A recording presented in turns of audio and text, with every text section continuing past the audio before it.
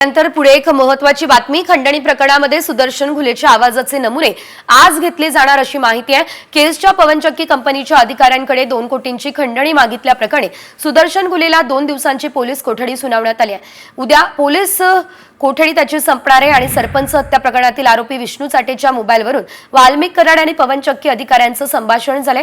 याची रेकॉर्डिंग सीआयडीच्या हाती लागली आहे। त्यामुळे या दोघांच्याही आवाजाचे नमुने यापूर्वी घेण्यात आले। तर आता सुदर्शन घुलेच्या आवाजाचे नमुने सुद्धा घेतले जाणार असल्याची माहिती सध्या तरी मिळते। नंतर पुढे एक महत्त्वाची बातमी खंडणी प्रकरणामध्ये सुदर्शन घुलेच्या आवाजाचे नमुने आज घेतले जाणार अशी माहिती आहे। केसच्या पवनचक्की कंपनीच्या अधिकाऱ्यांकडे 2 कोटींची खंडणी मागितल्या प्रकरणी सुदर्शन घुलेला 2 दिवसांची पोलीस कोठडी सुनावण्यात आली आहे। उद्या पोलीस कोठडी त्याची संपणार आहे आणि सरपंच हत्या प्रकरणातील आरोपी विष्णू चाटेच्या मोबाईलवरून वाल्मिक कराड आणि पवनचक्की अधिकाऱ्यांचं संभाषण झालंय। याची रेकॉर्डिंग सीआयडीच्या हाती लागली आहे। त्यामुळे या दोघांच्याही आवाजाचे नमुने यापूर्वी घेण्यात आले। तर आता सुदर्शन घुलेच्या आवाजाचे नमुने सुद्धा घेतले जाणार असल्याची माहिती सध्या तरी मिळते।